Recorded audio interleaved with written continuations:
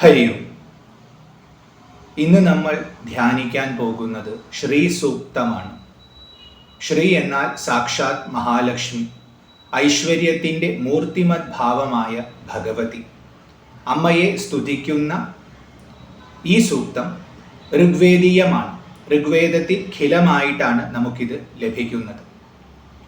ഇവിടെ 15 ഋക്കുകളാണ് ഉള്ളത്. ഋഗ്വേദത്തിലെ ഓരോ മന്ത്രത്തിനും ഋക്ക് എന്നാണ് പറയുന്നത്. അപ്പോൾ 15 മന്ത്രങ്ങളുണ്ട് ഈ സൂക്തത്തിൽ. മഹാലക്ഷ്മിയുടെ വരപ്രസാദം ഇത് നമുക്ക് നേടിത്തരും. അമ്മയുടെ അനുഗ്രഹമുണ്ടെങ്കിൽ ജീവിതത്തിൽ ഉണ്ടാകുന്ന എല്ലാ ദുരിതങ്ങളും നീങ്ങി സമ്പദ് സമൃദ്ധി ഉറപ്പായും നമുക്ക് ലഭിക്കും. അപ്പൊ അത്തരം ഒരു ഐശ്വര്യം നമുക്ക് നൽകാൻ പ്രാപ്തമായ സൂക്തമാണ് ശ്രീ സൂക്തം. വളരെ പ്രസിദ്ധമായ സൂക്തമാണ്. നമുക്കിതിലെ ഓരോ മന്ത്രവും ചൊല്ലി അതിൻ്റെ അർത്ഥത്തെ ചെറുതായിട്ടൊന്ന് ധ്യാനിക്കാൻ ശ്രമിക്കാം. അതിലൂടെ ആ ഭഗവതി മഹാലക്ഷ്മിയുടെ വരപ്രസാദം സമ്പാദിക്കാനും ശ്രമിക്കാം. ഓം ശ്രീ ഗണേശായ നമഃ. അഥ ശ്രീ സൂക്തം. ഓം ഹിരണ്യവർണാം ഹരിണീം സുവർണരജതസ്രജാം ചന്ദ്രാം ഹിരൺമയീം ലക്ഷ്മീം ജാതവേദോ മ ആവഹ. ഇതാണ് ആദ്യത്തെ മന്ത്രം. ഇവിടെ ജാതവേദനെ വിളിക്കുകയാണ്. ജാതവേദൻ, ജാത ശബ്ദത്തിന് ജനിച്ചത് എന്നാണ് അർത്ഥം. അപ്പൊ ഉണ്ടായതെല്ലാം ജാത ശബ്ദത്തിൽ അടങ്ങിയിരിക്കുന്നു. വേദശബ്ദത്തിന് അറിവ് എന്നാണ് അർത്ഥം. അപ്പൊ ഉണ്ടായതിനെ എല്ലാം അറിയുന്നവൻ ജാതവേദൻ.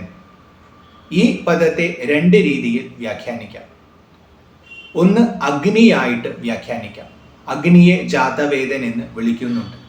കാരണം ഭാരതീയർ എല്ലാ പ്രവൃത്തിക്കും അഗ്നിയെ സാക്ഷിയാക്കുക പതിവാണ്. അപ്പൊ എല്ലാം കാണുന്നവനാണ് അഗ്നി, അതുകൊണ്ട് ജാതവേദനാണ്. ഇത് വൈദികമായ സൂക്തമാണ്. വൈദികമായ എല്ലാ സൂക്തങ്ങളും അഗ്നിയുടെ സാന്നിധ്യത്തിലാണ് ജപിക്കപ്പെടുന്നത്. അഗ്നിയിലേക്ക് ഹോമിച്ചുകൊണ്ടാണ് ജപിക്കപ്പെടുന്നത്. അതുകൊണ്ട് അഗ്നി എന്ന് ഈ പദത്തിന് അർത്ഥമെടുക്കാം. ഇനി ഇത് തന്നെ സൂക്ഷ്മമായി നിരീക്ഷിച്ചാൽ ഉണ്ടായതിനെയെല്ലാം അറിയുന്നവൻ ആരാണ്? എല്ലാവരുടെയും ഉള്ളിൽ അന്തര്യാമിയായി വസിക്കുന്നവൻ, അതായത് സാക്ഷാത് മഹാനാരായണൻ തന്നെ.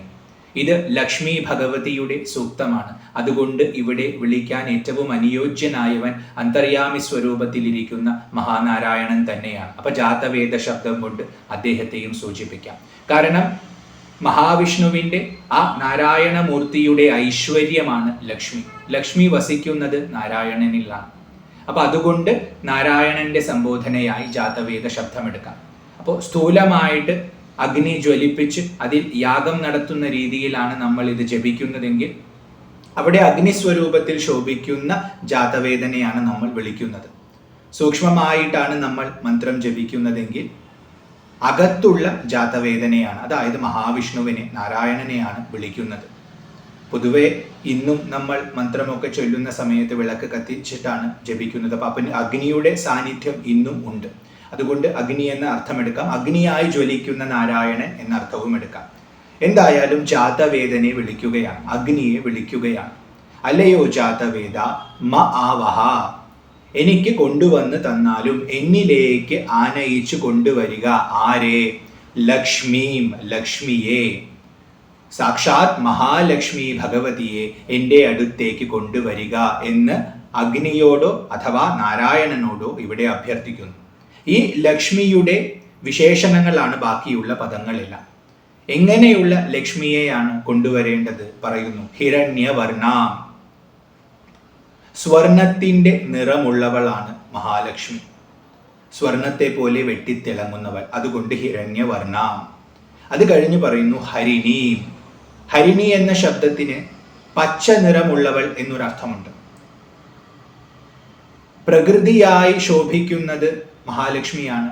പ്രകൃതിയുടെ ഐശ്വര്യമാണ് സസ്യങ്ങളുടെ സമൃദ്ധി. അപ്പൊ നല്ല പച്ചപ്പുണ്ടെങ്കിൽ അവിടെ നല്ല സമൃദ്ധമാണെന്ന് പറയും. ആ പച്ചപ്പായിട്ട് ശോഭിക്കുന്നവളായതുകൊണ്ട് പച്ച നിറത്തിലുള്ളവളാണ്, ഹരിണിയാണ് അമ്മ. ഹരിണി എന്ന ശബ്ദത്തിന് യുവതി എന്ന അർത്ഥവുമുണ്ട്. അപ്പൊ യുവതീ ഭാവത്തിൽ അമ്മ ശോഭിക്കുന്നു. യുവത്വവും ആ സമൃദ്ധിയുടെ സൂചനയാണ്. അപ്പൊ സമൃദ്ധിയായിട്ട് ശോഭിക്കുന്നു. അതുകൊണ്ട് ഹിരണ്യവർണാം ഹരിണീം സുവർണ രജതസ്രജാം. സുവർണം എന്നാൽ സ്വർണം, രജതം എന്നാൽ വെള്ളി. സ്വർണം കൊണ്ടും വെള്ളി കൊണ്ടും ഉണ്ടാക്കിയിട്ടുള്ള മാലകളെ ധരിച്ചിരിക്കുന്നവൾ, അതാണ് സുവർണ രജത സ്രജ. അമ്മ സ്വർണ്ണ നിറത്തിലുള്ളവളാണ്, യുവതിയാണ്. സ്വർണം കൊണ്ടും വെള്ളി കൊണ്ടും നിർമ്മിച്ചിട്ടുള്ള ഒരുപാട് മാലകളെ അമ്മ ധരിച്ചിരിക്കുന്നു. ചന്ദ്രാം, ചത് ധാതുവിൽ നിന്നാണ് ഈ പദം ഉണ്ടാകുന്നത്. ആഹ്ലാദിപ്പിക്കുന്നവൾ എന്നർത്ഥം ഈ പദത്തിന് കിട്ടി. അപ്പോൾ ഭക്തർക്ക് ആഹ്ലാദം ഉണ്ടാകുന്നത് എപ്പോഴാണ്? അമ്മയുടെ അനുഗ്രഹം ലഭിക്കുമ്പോഴാണ്. ഒരു സാധാരണക്കാരന് ജീവിതത്തിൽ സമ്പദ് സമൃദ്ധി ഉണ്ടാകുമ്പോഴാണ് അകത്ത് സന്തോഷം ഉണ്ടാകുന്നത്. അപ്പൊ എല്ലാവർക്കും സമ്പദ് സമൃദ്ധിയെ വാരി വിതറുന്നവളായതുകൊണ്ട് എല്ലാവരെയും ആഹ്ലാദിപ്പിക്കുന്നവളാണ്. അതുകൊണ്ട് ചന്ദ്രാം എന്ന് വിളിച്ചിരിക്കുന്നു. ഇനി ചന്ദ്രനെ പോലെ ശോഭിക്കുന്നവളാണ്, അതുകൊണ്ടും ചന്ദ്രാം എന്ന് വിളിച്ചിരിക്കുന്നു. ഹിരൺമയീം, സ്വർണസ്വരൂപിയാണ് അമ്മ. സ്വർണം സമ്പത്താണ്, വളരെയധികം മൂല്യം കൽപ്പിച്ചിട്ടുള്ള വസ്തുവാണ്. അതുകൊണ്ട് സ്വർണമായിട്ട് മനുഷ്യരുടെ ഇടയിൽ ശോഭിക്കുന്നവളാണ് അമ്മ. അതുകൊണ്ട് ഹിരൺമയീം. അപ്പൊ എല്ലാ ധനവും ആ പദത്തിൽ അടങ്ങിയിരിക്കുന്നു. അപ്പൊ ധനസ്വരൂപത്തിൽ മനുഷ്യരുടെ ഇടയിൽ വസിക്കുന്നവൾ, അതുകൊണ്ട് ഹിരൺമയീം. അങ്ങനെയുള്ള ലക്ഷ്മിയെ എൻ്റെ അടുത്തേക്ക് ആനയിച്ചു കൊണ്ടുവന്നാലും എന്ന് ജാതവേദനോട് പറയുന്നു. അപ്പൊ അഗ്നിയെ ഉപാസിക്കുന്ന ഭാവത്തിൽ ഇരുന്നാൽ ആ അഗ്നിയോട് അപേക്ഷിക്കുകയാണ് ലക്ഷ്മിയുടെ അനുഗ്രഹം എന്നിലേക്ക് എത്തട്ടെ എന്ന്. അകത്തുള്ള നാരായണനെയാണ് ഉപാസിക്കുന്നതെങ്കിൽ ആ നാരായണനോട് പറയുകയാണ്, അങ്ങയുടെ ധർമ്മപത്നിയായ, അങ്ങയുടെ ഐശ്വര്യം തന്നെയായ ആ മഹാലക്ഷ്മിയുടെ വരപ്രസാദം എനിക്ക് നേടിത്തന്നാലുമെന്ന്. ഇതാണ് ആദ്യത്തെ മന്ത്രം. ഓം ഹിരണ്യവർണാം ഹരിണീം സുവർണരജതസ്രജാം ചന്ദ്രാം ഹിരൺമയീം ലക്ഷ്മീം ജാതവേദോ മആവഹ. അടുത്തത് രണ്ടാമത്തെ ഋക്കാണ്. താം മആവഹ ജാതവേദോ ലക്ഷ്മീം അനപഗാമിനീം യസ്യാം ഹിരണ്യം വിന്ദേയം ഗാമശ്വം പുരുഷാനഹം. താം മആവഹ ജാതവേദോ. വീണ്ടും ജാതവേദനോട് പറയുകയാണ്, താം അവളെ, മആവഹ എൻ്റെ അടുത്തേക്ക് കൊണ്ടുവന്നാലും. ആരെ? ലക്ഷ്മീം, ആ ലക്ഷ്മി ഭഗവതിയെ എൻ്റെ അടുത്തേക്ക് കൊണ്ടുവന്നാലും, എനിക്ക് ഐശ്വര്യത്തെ നൽകിയാലും. എങ്ങനെയുള്ള ലക്ഷ്മിയാണ്? അനപഗാമിനി. അനപഗാമിനി എന്ന് പറഞ്ഞാൽ പിരിഞ്ഞു പോകാത്തവൾ അഥവാ നശിക്കാത്തവൾ. ലക്ഷ്മിക്ക് നാശമില്ല, നിത്യസ്വരൂപയാണ്. അപ്പോൾ അനപഗാമിനിയായ ലക്ഷ്മിയെ എൻ്റെ അടുത്തേക്ക് കൊണ്ടുവന്നാലും എന്ന് പറഞ്ഞാൽ ലക്ഷ്മി എൻ്റെ അടുത്ത് സ്ഥിരമായി വസിക്കണം. ഇവിടെ ജാതവേദ ശബ്ദം കൊണ്ട് നാരായണ ഭാവത്തെ സൂചിപ്പിച്ചാൽ നാരായണൻ എൻ്റെ ഉള്ളിൽ ശോഭിക്കുന്നത് കൊണ്ട് നാരായണന്റെ ഐശ്വര്യമാണ് ലക്ഷ്മി. അപ്പൊ ആ ലക്ഷ്മി നാരായണനെ ഞാൻ അറിയുന്ന മാത്രയിൽ തന്നെ എൻ്റെ അടുത്ത് വരും എന്ന ബോധം ഭക്തനുണ്ടെന്ന് സൂചിപ്പിക്കുന്നു. ആ ലക്ഷ്മി നാരായണന്റെ അടുത്ത് നിത്യം വസിക്കുന്നവളാണ്. അതുകൊണ്ട് ആ ലക്ഷ്മി അനപഗാമിനിയാണ്, നശിക്കുകയില്ല, വിട്ടുപോവുകയില്ല. അപ്പൊ നാരായണനെ വിടാതെ ഇരിക്കുന്നവൾ എന്നർത്ഥത്തിൽ അനപഗാമിനിയാണ്. പ്രാർത്ഥന എന്ന രീതിയിൽ നോക്കിയാൽ എൻ്റെ അടുത്ത് വന്ന് എന്നെ വിടാതെ ഇരിക്കണം, സദാ എൻ്റെ കൂടെ തന്നെ വസിക്കണം. ഭക്തനായ എന്നിൽ അനുഗ്രഹം ചൊരിഞ്ഞുകൊണ്ട് എനിക്ക് എല്ലാവിധ ഐശ്വര്യങ്ങളെയും നൽകിക്കൊണ്ട് അമ്മ വസിക്കണമെന്ന ഒരു പ്രാർത്ഥനയും അവിടെയുണ്ട്. പിന്നെ നാരായണനോട് അഭേദമായ ഭാവമുണ്ടെന്ന് സൂചിപ്പിക്കാനും അനപഗാമിനി. യസ്യാം, ആരുടെ കൃപ കൊണ്ടാണ് അമ്മയെ എൻ്റെ അടുത്തേക്ക് കൊണ്ടുവരാൻ പറഞ്ഞു. അനപഗാമിനിയായ ലക്ഷ്മിയെ അല്ലയോ ജാതവേദ എൻ്റെ അടുത്തേക്ക് കൊണ്ടുവന്നാലും എന്ന് പ്രാർത്ഥിച്ചു. എന്തുകൊണ്ടാ? ആ ലക്ഷ്മി ഭഗവതിയുടെ സാന്നിധ്യം എൻ്റെ അടുത്തുണ്ടായാൽ, യസ്യാം എന്ന പദം കൊണ്ട് അതാണ് സൂചിപ്പിക്കുന്നത്. ഉണ്ടായാൽ എനിക്ക് എന്താണ് ഗുണം? വിന്ദേയം, ഞാൻ നേടും. എന്താണ് ഞാൻ നേടുക? ഹിരണ്യം, സ്വർണത്തെ ഞാൻ നേടും. ഗാം, പശുക്കളെ ഞാൻ നേടും. അശ്വം, കുതിരകളെ ഞാൻ നേടും. പുരുഷാൻ, പുരുഷന്മാരെ ഞാൻ നേടും. പുരുഷ ശബ്ദം കൊണ്ട് പുത്രന്മാരെയും പൗത്രന്മാരെയും സൂചിപ്പിച്ചതാവാം. അഥവാ ജനബലം, അതായത് ഒരുപാട് സുഹൃത് ബന്ധങ്ങൾ ഉള്ളതായി സൂചിപ്പിച്ചതാവാം, ബന്ധുക്കൾ ഉള്ളതായിട്ട് സൂചിപ്പിച്ചതാവാം, സേവകരുള്ളതായിട്ട് സൂചിപ്പിച്ചതാവാം. ഇങ്ങനെ പല അർത്ഥത്തിൽ പുരുഷ ശബ്ദത്തെ എടുക്കാം. അപ്പൊ നല്ല ബന്ധുക്കളുള്ള, ബന്ധുമിത്രാദികളുള്ള, അതിൽ സമ്പന്നതയുള്ളവനായിട്ട് ഭവിക്കണമെന്ന് പുരുഷ ശബ്ദം കൊണ്ടെടുക്കണം. അപ്പൊ പണ്ട് കാലത്ത് നമ്മൾ അഭിവൃദ്ധിയായി കണ്ടിരുന്നതിനെ എല്ലാം ഇവിടെ പറഞ്ഞിരിക്കുന്നു. സ്വർണം, അതുപോലെ പശുക്കള്, കുതിരകള്, ആൾക്കാര്, ഇതെല്ലാം എനിക്ക് നേടാൻ സാധിക്കും അമ്മയുടെ അനുഗ്രഹം എനിക്കുണ്ടായാൽ. അമ്മ എൻ്റെ അടുത്ത് സ്ഥിരമായി വസിച്ചാൽ. അമ്മ വസിക്കണമെങ്കിൽ അമ്മയെ ഞാൻ ഉപാസിക്കണം. അമ്മയെ ഉപാസിക്കുന്നത് മഹാനാരായണനെ അറിഞ്ഞുകൊണ്ടാവണം എന്നൊരു സൂചനയും ജാതവേദ ശബ്ദം കൊണ്ട് നമുക്ക് ഗ്രഹിക്കാവുന്നതാണ്. അപ്പോൾ നമ്മുടെ അകത്ത് ശോഭിക്കുന്ന നാരായണനെ നമ്മൾ അറിഞ്ഞുപാസിച്ചാൽ ആ നാരായണനിൽ നിത്യസാന്നിധ്യമുള്ള അമ്മയുടെ പ്രസാദം നമുക്ക് ലഭിക്കും. അതിലൂടെ നമുക്ക് സ്വർണവും പശുക്കളും അശ്വങ്ങളും അതുപോലെ ആൾക്കാരെയും ലഭിക്കും എന്ന് രണ്ടാമത്തെ രക്കിന്റെ അർത്ഥം. താം ആവഹ ജാതവേദോ ലക്ഷ്മീം അനപഗാമിനീം യസ്യാം ഹിരണ്യം വിന്ദേയം ഗാം അശ്വം പുരുഷാനഹം. അടുത്തത് മൂന്നാമത്തെ മന്ത്രമാണ്.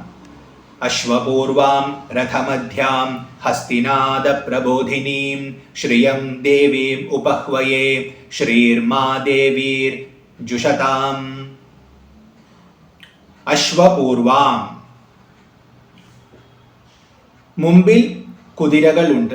രഥമധ്യാം, അങ്ങനെയുള്ള രഥത്തിലാണ് അമ്മ ഇരിക്കുന്നത്.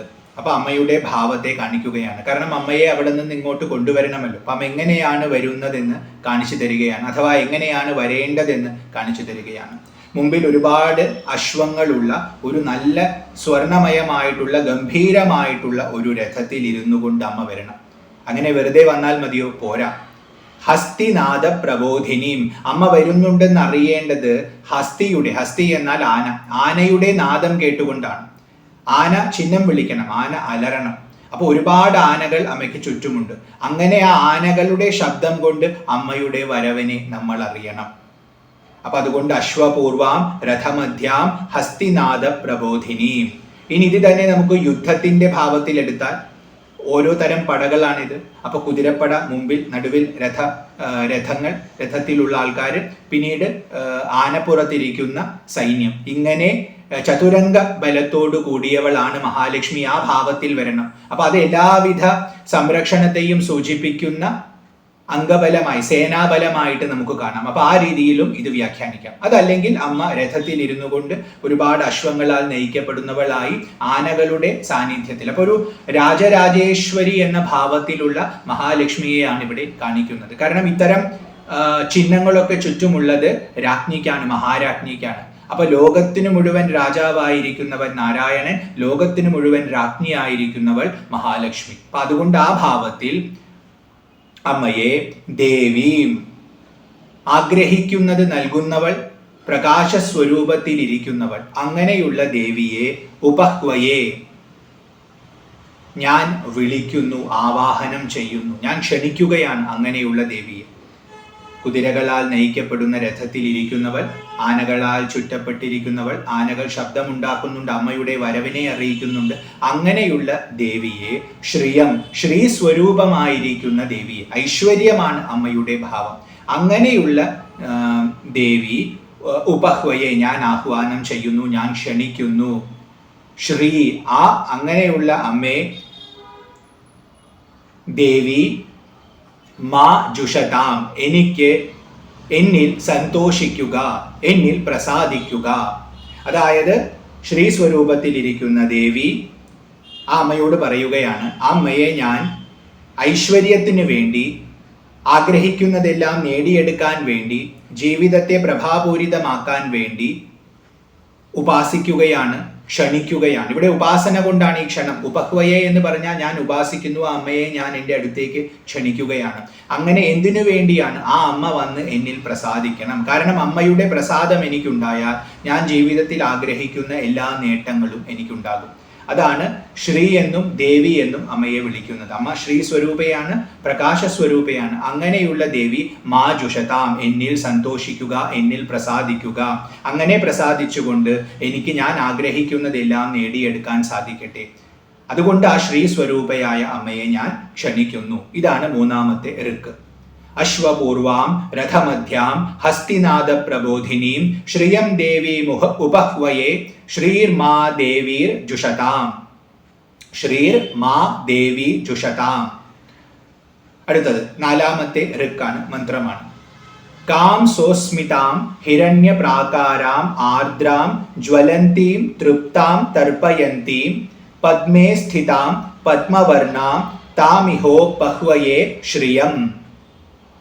കാം, ആരെയാണോ, ഇവിടെ അത് കഴിഞ്ഞ് താം എന്ന് പറയുന്നുണ്ട്, അവളെ. അപ്പൊ ഒരാളെ ഇവിടെ വിളിക്കാൻ പോവാണ്, അവള് വന്നാൽ എന്ത് ഗുണമുണ്ടാകും എന്ന അർത്ഥത്തിലാണ് കാം താം എന്ന പ്രയോഗം. അപ്പോൾ ക എന്ന ആര് എന്നതിൻ്റെ ദ്വിതീയാണ്, സ്ത്രീലിംഗത്തിലെ ദ്വിതീയാണ് ഇവിടെ വരുന്നത്. അപ്പോൾ സോസ്മിതാം, സോസ്മിതാം എന്ന് പറഞ്ഞാൽ പുഞ്ചിരിക്കുന്നവളാണ്. അപ്പോൾ ലക്ഷ്മിയെ വിളിക്കാൻ പോവുകയാണ്. കാം എന്ന ശബ്ദം കൊണ്ട് ലക്ഷ്മിയെ സൂചിപ്പിക്കുകയാണ്. ആ അമ്മയെ വിളിക്കാൻ പോവുകയാണ്. അപ്പൊ ആ അമ്മ എങ്ങനെയുള്ളവളാണ്? പുഞ്ചിരിക്കുന്നവളാണ്, സോസ്മിതയാണ്. ഹിരണ്യ പ്രാകാരാം, പ്രാകാരം എന്നാൽ കോട്ട, ഹിരണ്യം എന്നാൽ സ്വർണം. അപ്പൊ സ്വർണം കൊണ്ട് നിർമ്മിച്ചിട്ടുള്ള കോട്ടയിൽ വസിക്കുന്നവളാണ്, മഹാരാജ്ഞിയാണ്. അപ്പൊ അമ്മയുടെ ആ കൊട്ടാരം തന്നെ സ്വർണം കൊണ്ട് നിർമ്മിച്ചിട്ടുള്ളതാണ്. അതിൽ പുഞ്ചിരിച്ചുകൊണ്ട്, നമ്മളിൽ പ്രസാദിച്ചുകൊണ്ട്, കാരണം പ്രസാദിക്കണമെന്നാണ് തൊട്ട് മുമ്പിലുള്ള മന്ത്രത്തിൽ പറഞ്ഞത്. അപ്പോൾ ആ പ്രസാദം നമുക്ക് ലഭിച്ചു എന്ന് സൂചിപ്പിക്കാൻ വേണ്ടി ആയിരിക്കാം ഇവിടെ ചിരിച്ചുകൊണ്ടാണ് കാണിക്കുന്നത്. അപ്പൊ അമ്മയുടെ പ്രസാദം നമുക്ക് ലഭിക്കാൻ തുടങ്ങിയിട്ടുണ്ട്. അപ്പൊ ചിരിച്ചുകൊണ്ട് ഹിരണ്യ പ്രാകാരത്തിൽ ഇരിക്കുന്നവളാണ് അമ്മ. ആർദ്രാം, ആർദ്രാം എന്ന് പറഞ്ഞാൽ നനവുള്ളവളാണ് എന്നർത്ഥം വന്നു.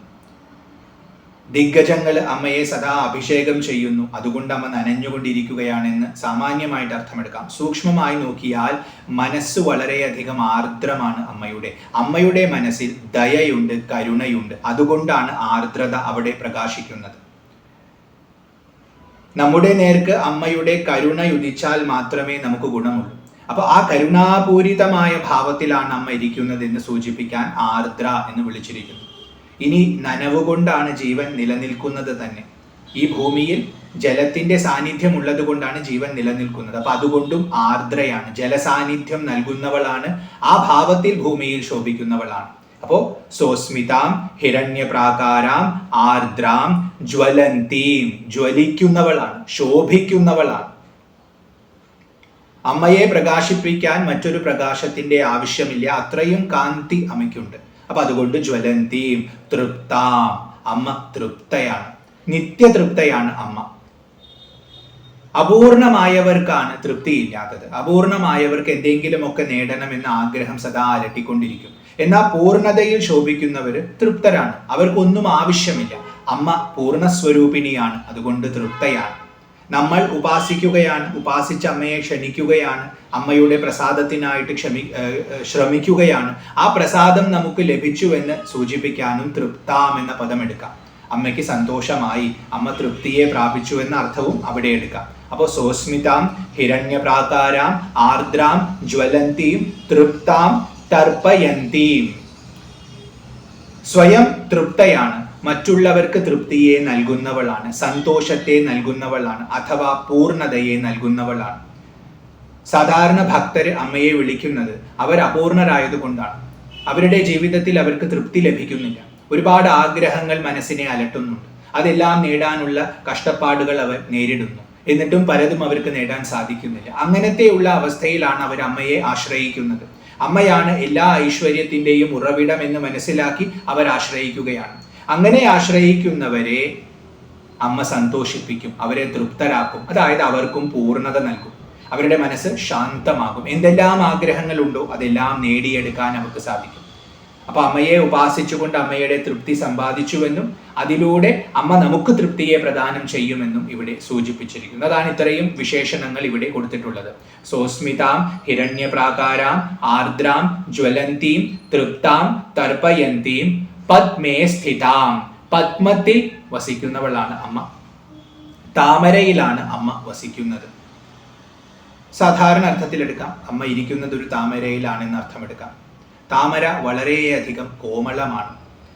അതിൻ്റെ ഒരു പ്രത്യേകത, അത് ജലത്തിൻ്റെ സ്പർശമേൽക്കാതെ നിസ്സംഗമായിട്ട് നിൽക്കുന്നതാണ്. അതുപോലെയാണ് അമ്മയും ഇരിക്കുന്നത്. അമ്മയുടെ ആസനം താമര പോലെയാണെന്ന് പറയുമ്പോൾ, താമരയിലാണ് അമ്മ ഇരിക്കുന്നതെന്ന് പറയുമ്പോൾ അമ്മയ്ക്ക് ലോകത്തോട് ഒട്ടലില്ല. ഈ ലോകത്തിൽ നമുക്ക് വേണ്ടി നമ്മെ അനുഗ്രഹിക്കാൻ വേണ്ടിയാണ് അമ്മ വന്നിട്ടുള്ളത്. പക്ഷെ അമ്മ ഈ ലോകത്തിൽ ഒട്ടാതെ, ലോകത്തിൽ അമ്മയ്ക്ക് ഒരു ആഗ്രഹവുമില്ല. ആഗ്രഹങ്ങളാണ് നമ്മെ ഒട്ടിക്കുന്നത്. അപ്പൊ അമ്മയ്ക്ക് ഒരു ആഗ്രഹവുമില്ല, കാരണം തൃപ്തയാണ്. അങ്ങനെയുള്ള ഭാവത്തിൽ അമ്മ ഇരിക്കുന്നുവെന്ന് സൂചിപ്പിക്കാൻ താമരയിൽ ഇരുത്തുന്നു. ഇനി അതീവ സൂക്ഷ്മരൂപിണിയാണെന്ന് സൂചിപ്പിക്കാനും താമരയിൽ ഇരുത്തുന്നു. കാരണം താമരയിൽ അമ്മ ഇരിക്കണമെങ്കിൽ താമര അമ്മയെ താങ്ങണം. അപ്പൊ അതിനുള്ള ശേഷി താമരയ്ക്ക് ഉണ്ടാവണമെങ്കിൽ അത്രയും സൂക്ഷ്മഭാവമായിരിക്കണം അമ്മയ്ക്ക്. അപ്പൊ അതുകൊണ്ടും ആ സൂക്ഷ്മഭാവത്തെ സൂചിപ്പിക്കാനും പദ്മേ സ്ഥിതാം, പദ്മത്തിൽ ഇരിക്കുന്നവളാണ് അമ്മ. പദ്മവർണാം, ആ പദ്മത്തിന്റെ നിറമാണ്. അപ്പോൾ പത്മത്തിനുണ്ടാകുന്ന ഒരു റോസി നിറമുണ്ട്, ഏകദേശം ഒരു അരുണ നിറം, വെള്ള കളർന്നിട്ടുള്ള അരുണ നിറം, അങ്ങനത്തെ നിറമാണ് അമ്മയ്ക്കുള്ളത്. അതുകൊണ്ട് പത്മവർണ. അപ്പൊ അമ്മ ഇരിക്കുന്നത് പത്മത്തിലാണ്, അതേ പത്മത്തിന്റെ നിറമാണ് അമ്മയ്ക്കുള്ളത് എന്നർത്ഥം വന്നു. താം, അങ്ങനെയുള്ള, അപ്പൊ നേരത്തെ കാം എന്ന് പറഞ്ഞതിന് ഇവിടെ പൂരിപ്പിക്കുകയാണ്, അങ്ങനെയുള്ള ആ ലക്ഷ്മി ഭഗവതിയെ, ശ്രീ ഭഗവതിയെ, ശ്രീയം ശ്രീ ഭഗവതിയെ അഹം ഇഹ ഉപഹ്വയെ, ഞാൻ ഇവിടെ ക്ഷണിക്കുന്നു, വിളിച്ചു വരുത്തുന്നു. നമ്മൾ അമ്മയെ ഉപാസിക്കുകയാണ്.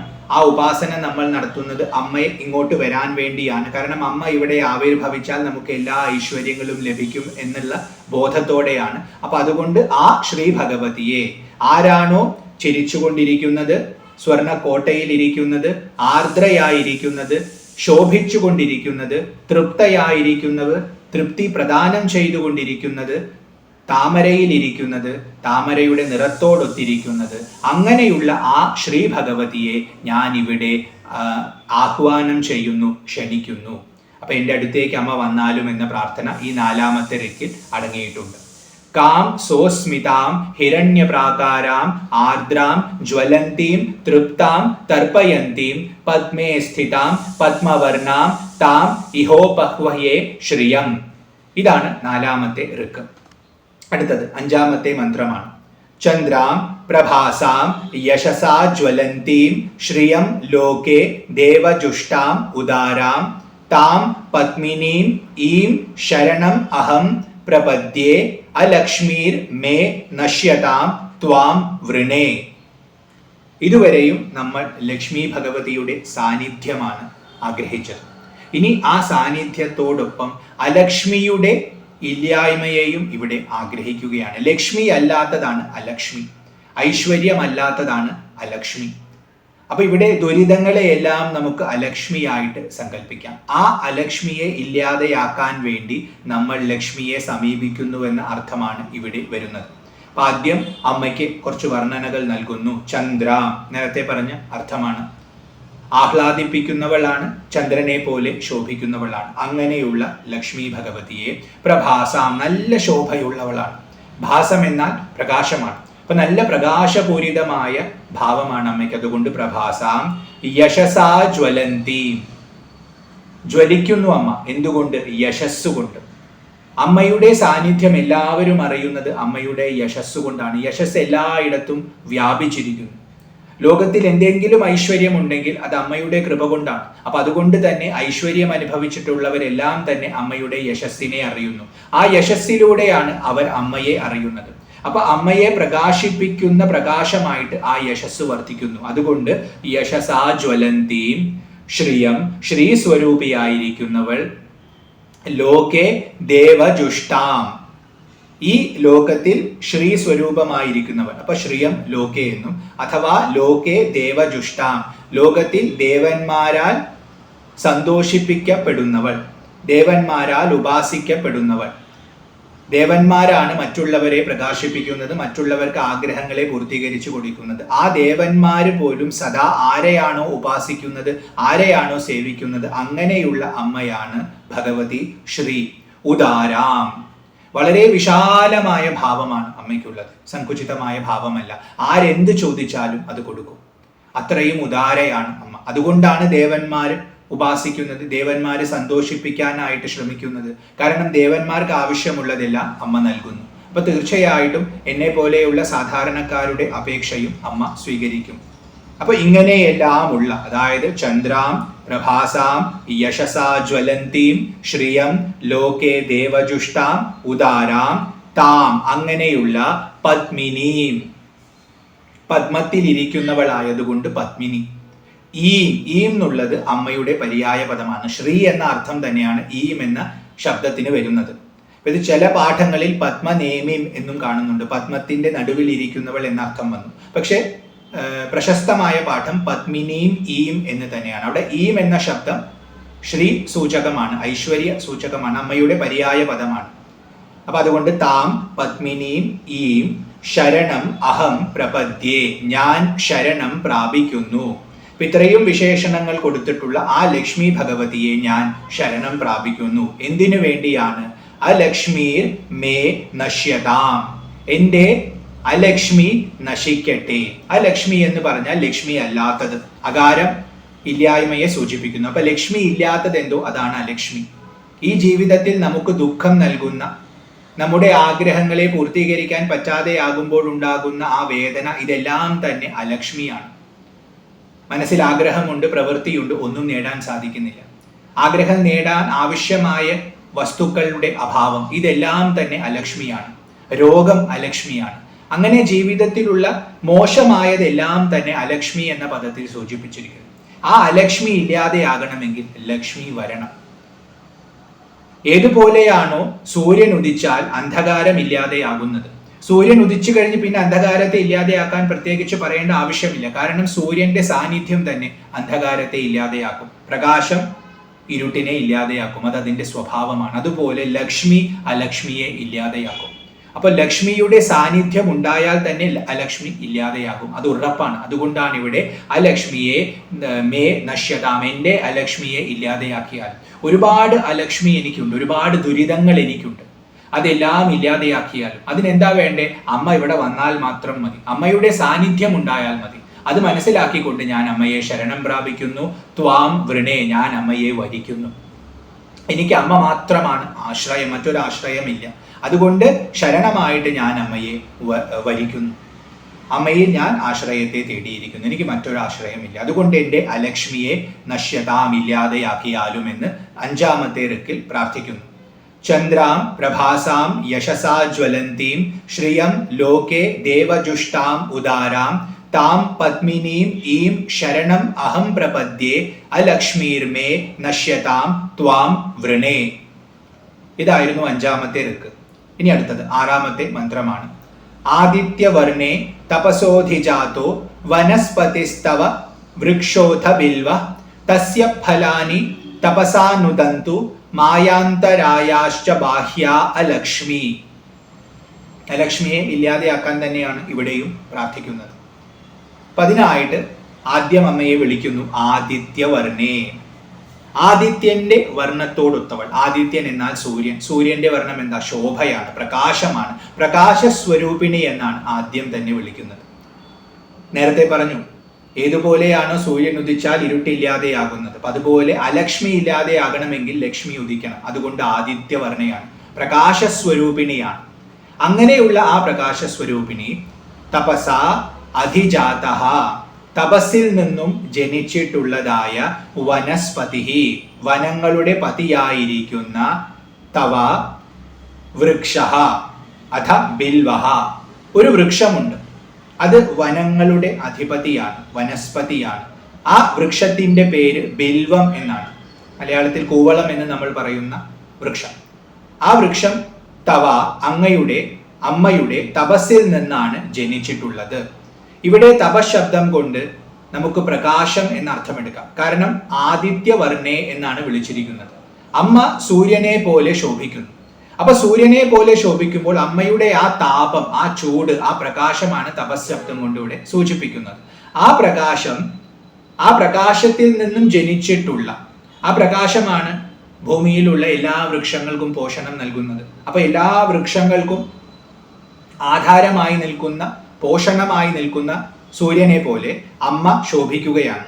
അങ്ങനെ അമ്മയുടെ ആ താപം കൊണ്ട് ജനിച്ചിട്ടുള്ള വൃക്ഷങ്ങൾ, അതിൽ ഒരു വൃക്ഷമുണ്ട്, അത് വനങ്ങൾക്കെല്ലാം പതിയായിട്ടാണ്, അതായത് ഏറ്റവും വലിയ വൃക്ഷമായിട്ട് അത് ശോഭിക്കുന്നു. അതുകൊണ്ടാണ് ഇവിടെ വനസ്പതി എന്ന് പറയുന്നത്. ഏറ്റവും വലിയ വൃക്ഷമായി, അവരുടെ എല്ലാം രാജാവ് എന്ന ഭാവത്തിൽ അത് ശോഭിക്കുന്നു.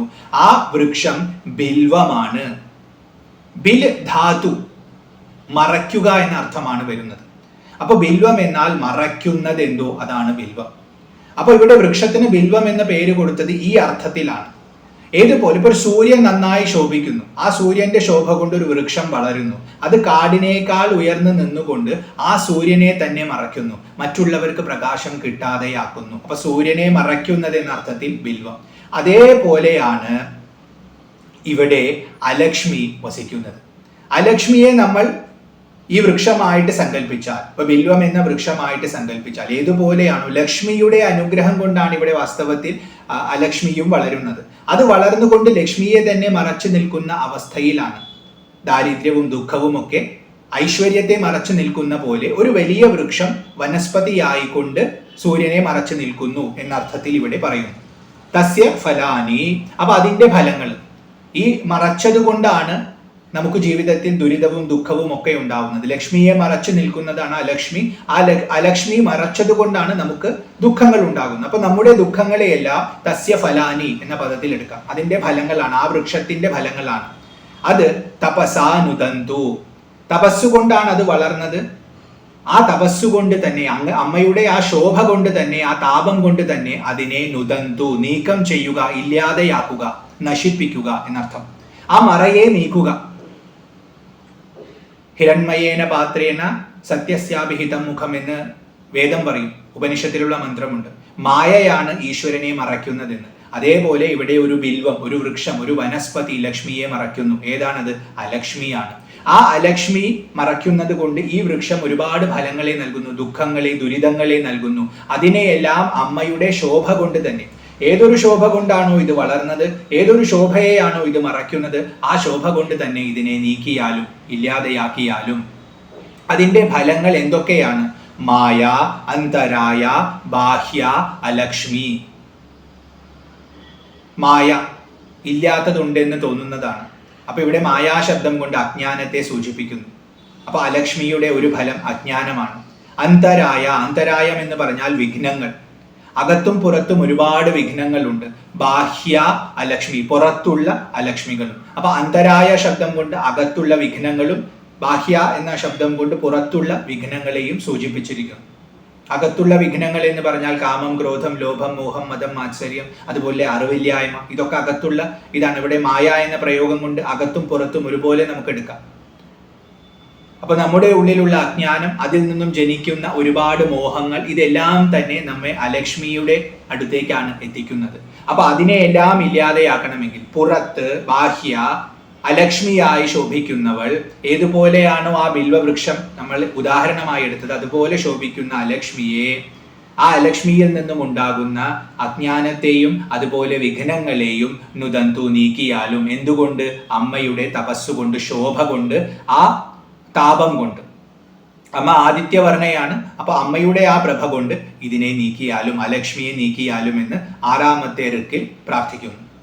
ആദിത്യവർണ്ണേ തപസോതി ജാതോ വനസ്പതിസ്തവ വൃക്ഷോത ബിൽവ തസ്യ ഫലാനി തപസാനുദന്തു മായാന്തരായാശ്ച ബാഹ്യ അലക്ഷ്മി.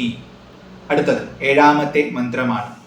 ഉപൈതുമാം ദേവസഖഃ കീർത്തിശ്ച മണിനാസഃ പ്രാദുർഭൂതോസ്മി രാഷ്ട്രേസ്മിൻ കീർത്തിം ഋദ്ധിം ദദാതു മേ. ദേവസഖഃ, ദേവന്റെ സഖാവ്. ദേവന്റെ സഖാവ് ആരാ? അഗ്നിയാണ്. ദേവന്മാർക്കൊക്കെ അവരുടെ ഭാഗം എത്തിച്ചു കൊടുക്കുന്നത് അഗ്നിയാണ്. അഗ്നിയിലേക്ക് നമ്മൾ ഹോമിക്കുന്നു. അഗ്നി അതിന്റെ സൂക്ഷ്മാംശത്തെ ആകാശത്തിലൂടെ പോയി ഓരോ ദേവതകൾക്കും കൊടുക്കുന്നതായിട്ടാണ് നമ്മൾ സങ്കല്പിക്കുന്നത്. അതുകൊണ്ട് എല്ലാ ദേവന്മാരുടെയും സഖാവാണ് അഗ്നി. സൂക്ഷ്മമായി എടുത്താൽ ദേവശബ്ദം കൊണ്ട് പ്രകാശിക്കുന്നവർ എന്ന അർത്ഥം വന്നു. എല്ലാവരെയും പ്രകാശിപ്പിക്കുന്നത് അകത്തുള്ള ശുദ്ധമായ ബോധമാണ്.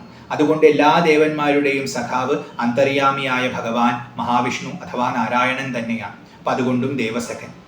അപ്പോൾ നേരത്തെ ജാതവേദൻ എന്ന് പറഞ്ഞ പോലെ 2 തലത്തിലും എടുക്കാം.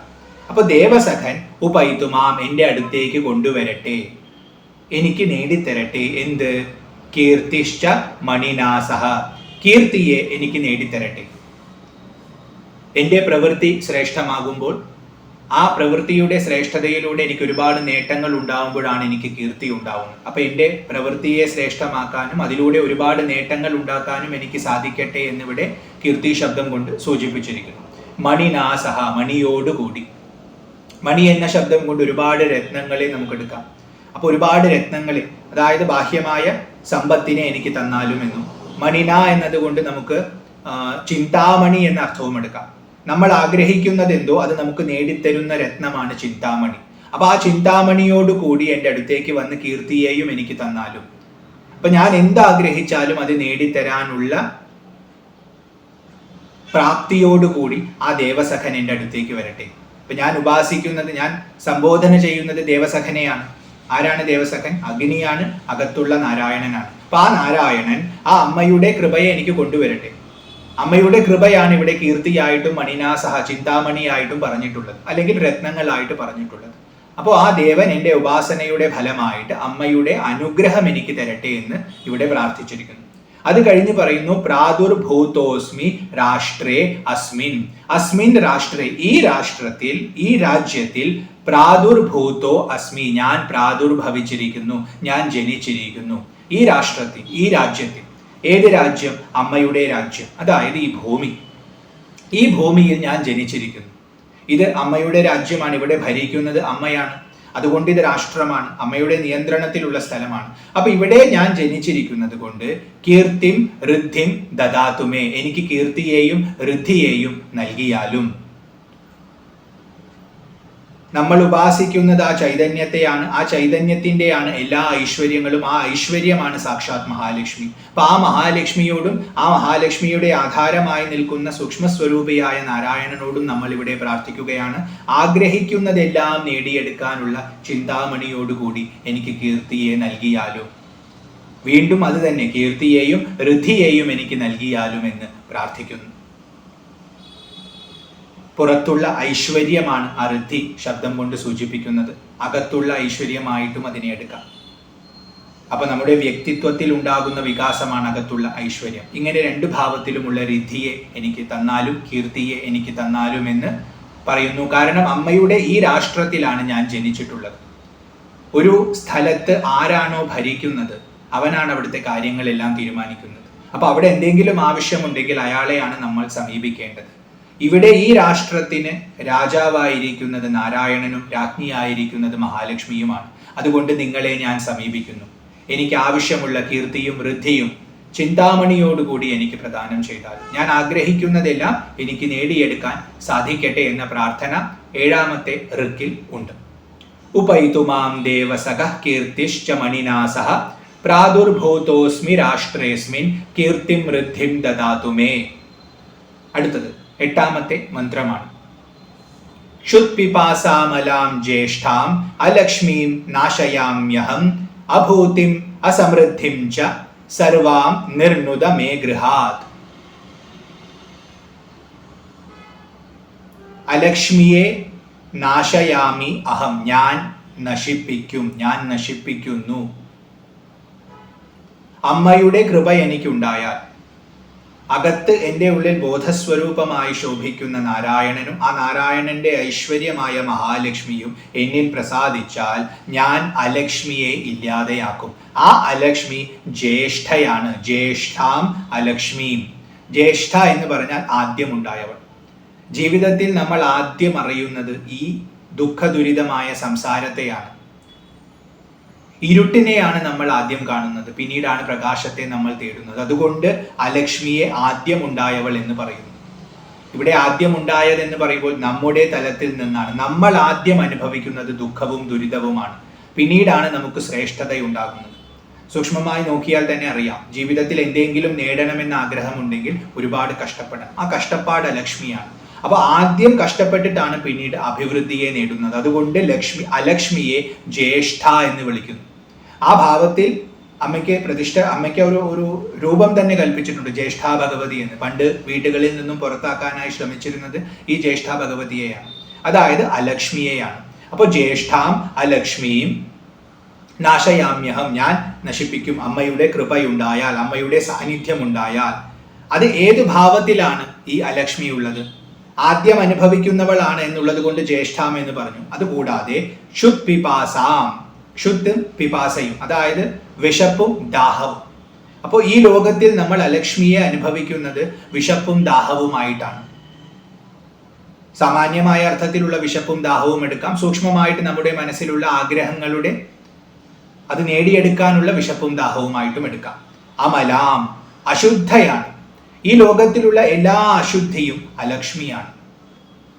ശുദ്ധമായത് സത്യം പറഞ്ഞാൽ ആത്മാവ് മാത്രമാണ്. അതുകൊണ്ട് ആത്മാവിന്റെ ഐശ്വര്യമാണ് അമല എന്ന് വിളിക്കാൻ പറ്റുന്നത്. ബാക്കിയൊക്കെ മലയാണ്, ബാക്കിയൊക്കെ മലമാണ്, അശുദ്ധമാണ്. അപ്പൊ അതുകൊണ്ട് അനാത്മകമായിട്ടുള്ളതിനെ എല്ലാം നമുക്ക് ജ്യേഷ്ഠയായിട്ടെടുക്കാം, അഥവാ അലക്ഷ്മിയായിട്ടെടുക്കാം. അതുകൊണ്ട് മലാം എന്ന് വിളിച്ചിരിക്കുന്നു. ശുദ്ധ പിപാസ ആകുന്ന മല എന്ന അർത്ഥവും എടുക്കാം. അപ്പോ വിശപ്പും ദാഹവുമാകുന്ന മലങ്ങളായിട്ട് ശോഭിക്കുന്നവൾ, വിശപ്പും ദാഹവുമാകുന്ന അശുദ്ധിയായിട്ട് ശോഭിക്കുന്ന അങ്ങനെയുള്ള ജ്യേഷ്ഠാം അലക്ഷ്മീം നാശയാമ്യഹം, ഞാൻ നശിപ്പിക്കും. അഭൂതിം അസമൃദ്ധിം ച സർവാം നിർനുത മേ ഗൃഹാത്, മേ ഗൃഹാത് എൻ്റെ വീട്ടിൽ നിന്നും, നിർനുത നീക്കിയാലും ഇല്ലാതെയാക്കിയാലും, സർവാം ഇതെല്ലാത്തിനെയും, ഏതിനെ, അഭൂതിം അസമൃദ്ധിം ക്ഷുദ്വിപാസാമലാം ജ്യേഷ്ഠാം അലക്ഷ്മീം. ഒരുപാടുണ്ടാകുന്നതിന് വിപരീതമായിട്ടുള്ളതാണ് അഭൂതി അഥവാ അസമൃദ്ധി. രണ്ടിനും ഏകദേശം ഒരേ അർത്ഥമാണ്. ശ്രേഷ്ഠമായതിൻ്റെ രാഹിത്യത്തെ അഭൂതി സൂചിപ്പിക്കുന്നു. സാധാരണ നമുക്ക് ആവശ്യമുള്ളതിൻ്റെ രാഹിത്യത്തെ അസമൃദ്ധി സൂചിപ്പിക്കുന്നു. ഇപ്പം നമുക്ക് ഒരുപാട് ആവശ്യങ്ങളുണ്ട്. സാധാരണയായി ഭക്ഷണം വേണം, ജലം വേണം, അങ്ങനത്തെ സാധാരണമായ ഒരുപാട് ആവശ്യങ്ങൾ കുറവാണെങ്കിൽ അത് അസമൃദ്ധി എന്ന പദം കൊണ്ട് സൂചിപ്പിച്ചു. അഭൂതി എന്ന് പറഞ്ഞാൽ അതിൽ തന്നെ ശ്രേഷ്ഠമായത്, ഇപ്പോൾ വളരെ നല്ല വിഭവം, വളരെ നല്ല വസ്ത്രം, വളരെ നല്ല വീട്, അങ്ങനെ അതിലുള്ള ശ്രേഷ്ഠതയെ ആ ഭൂതി ശബ്ദം കൊണ്ടെടുത്താൽ അതിൻ്റെ രാഹിത്യം അഭൂതി. അപ്പോൾ അഭൂതിയെയും അസമൃദ്ധിയെയും നിർനുത മേ ഗൃഹാത്, എൻ്റെ വീട്ടിൽ നിന്നും ഇല്ലാതെയാക്കിയാലും. അപ്പൊ ഞാൻ ആഗ്രഹിക്കുന്നതെല്ലാം എനിക്ക് ഉണ്ടാവണം, അതിൽ തന്നെ ഏറ്റവും ശ്രേഷ്ഠമായത് തന്നെ എനിക്ക് ലഭിക്കണം. അപ്പൊ ഭക്ഷണം വേണമെന്ന് ആഗ്രഹിച്ചാൽ ഏറ്റവും നല്ല ഭക്ഷണം തന്നെ ലഭിക്കണം എന്ന ധ്വനി അവിടെയുണ്ട്. അങ്ങനെ അപ്പൊ അതുകൊണ്ട് അഭൂതിയെയും അസമൃദ്ധിയെയും എൻ്റെ വീട്ടിൽ നിന്നും പുറത്താക്കുക, അലക്ഷ്മിയെ ഞാൻ ഇല്ലാതെയാക്കൂ അമ്മയുടെ കൃപ കൊണ്ട് എന്നിവിടെ 8ാമത്തെ മന്ത്രത്തിൽ പറഞ്ഞിരിക്കുന്നു. ക്ഷുദ്വിപാസാമലാം ജ്യേഷ്ഠാം അലക്ഷ്മീം നാശയാമ്യഹം അഭൂതിം അസമൃദ്ധിം ച സർവാം നിർനുത മേ ഗൃഹാത്. അടുത്തത് 9ാമത്തെ മന്ത്രമാണ്. ഗന്ധദ്വാരാം ദുരാധർഷാം നിത്യപുഷ്ടാം കരീഷിണീം ഈശ്വരീം സർവഭൂതാനാം താം ഇഹോപഹ്വയേ ശ്രിയം. താം അവളെ, ഇഹ ഇവിടെ, ഉപഹ്വയെ ഞാൻ ആഹ്വാനം ചെയ്യുന്നു, ക്ഷണിക്കുന്നു. ആരെ? ശ്രിയം, ശ്രീസ്വരൂപിയായിരിക്കുന്നവൾ, ശ്രീ ഭഗവതിയെ ഞാൻ ഇവിടേക്ക് ക്ഷണിക്കുന്നു. എങ്ങനെയുള്ള ശ്രീയാണ്? അതാണ് ബാക്കിയുള്ള പദങ്ങൾ.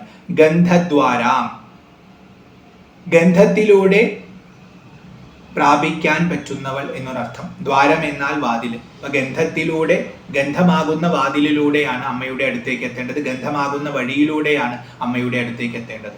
അപ്പൊ ഗന്ധമാകുന്ന വഴിയിലൂടെ എന്ന് പറയുമ്പോൾ സൂക്ഷ്മ സ്വരൂപിണിയാണ് അമ്മ എന്നർത്ഥം വന്നു.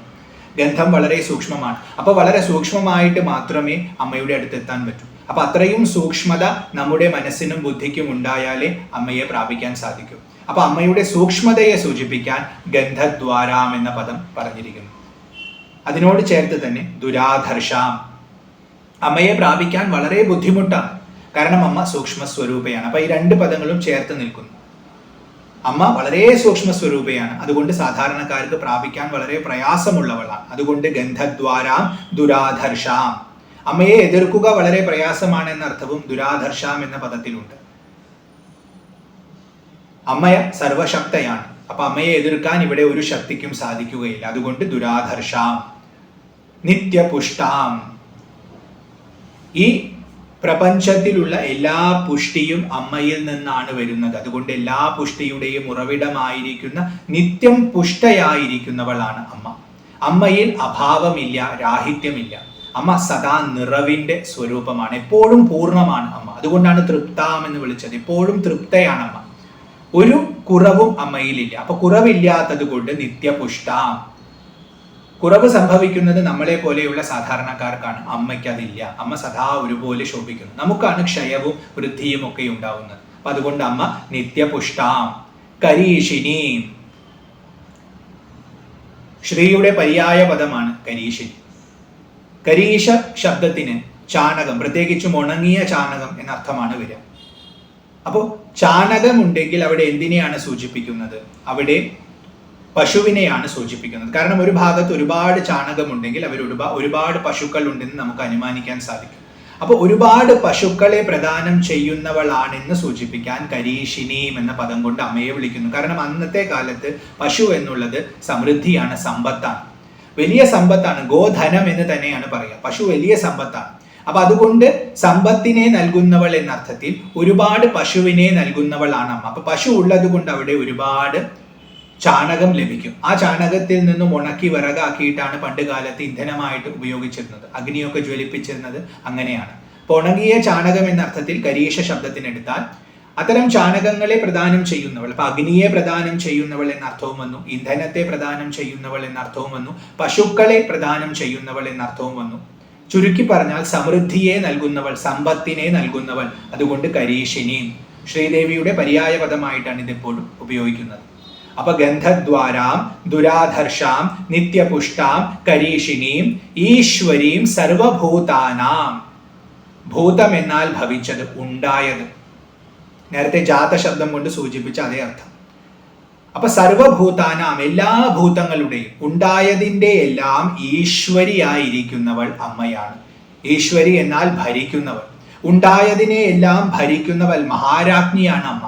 അങ്ങനെയുള്ള താം, ആ അമ്മയെ, ആ ഈശ്വരിയെ, ഇഹ ഇവിടെ, ഉപഹ്വയെ ഞാൻ ആഹ്വാനം ചെയ്യുന്നു, ക്ഷണിക്കുന്നു.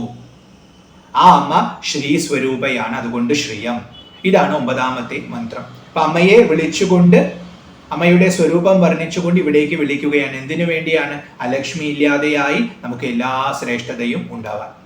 ഗന്ധദ്വാരാം ദുരാധർഷാം നിത്യപുഷ്ടാം കരീഷിണീം ഈശ്വരീം സർവഭൂതാനാം താം ഇഹോപഹ്വയെ ശ്രിയം. ഇതായിരുന്നു 9ാമത്തെ മന്ത്രം. അടുത്തത് 10ാമത്തെ മന്ത്രമാണ്. മനസഃ കാമമാകൂതിം വാചഃ സത്യം അശീമഹി പശൂനാം രൂപമന്നസ്യ മയി ശ്രീ ശ്രയതാം യശഃ. ശ്രീദേവിയെ വിളിക്കുകയാണ്. ശ്രീ എന്ന് പറഞ്ഞ അമ്മയെ വിളിക്കുകയാണ്. ആ അമ്മ മനസഃ കാമം ആകൂതിം. കാമം എന്നാൽ ആഗ്രഹം, മനസ്സിന്റെ ആഗ്രഹങ്ങൾ, അതാണ് മനസഃ കാമം. ആകൂതിം എന്ന് പറഞ്ഞാൽ ഉദ്ദേശ്യം എന്നർത്ഥം വന്നു. അപ്പോ ആ ആഗ്രഹങ്ങളുടെ ലക്ഷ്യമായിട്ടിരിക്കുന്നവൾ എന്നർത്ഥം കിട്ടി. കാമമാകൂത്യം എന്ന പദം കൊണ്ട് കാമങ്ങളുടെ ലക്ഷ്യമായിട്ടിരിക്കുന്നത്. നമ്മുടെ ആഗ്രഹങ്ങൾ ഉണ്ടാകുന്നുണ്ടെങ്കിൽ അത് എങ്ങോട്ടാണ് ചെല്ലുന്നത്? അത് അമ്മയിലേക്കാണ് ചെല്ലുന്നത്. അതുകൊണ്ട് മനസഃ കാമമാകൂത്യം വാച സത്യം അശീമഹി. വാച വാക്കിന്റെ സത്യം, സത്യമായിരിക്കുന്നവൾ. വാക്കിന്റെ സത്യമായിരിക്കുന്നവൾ എന്ന് പറഞ്ഞാൽ വാക്കിന് സത്യത്വം നൽകുന്നവൾ എന്നർത്ഥം വന്നു. വാക്ക് ഉദ്ഭവിക്കുന്നത് അമ്മയിൽ നിന്നാണ്. നമ്മൾ ഇവിടെ അമ്മയെ സ്തുതിക്കുന്നത് പോലും വാക്കുള്ളത് കൊണ്ടാണ്.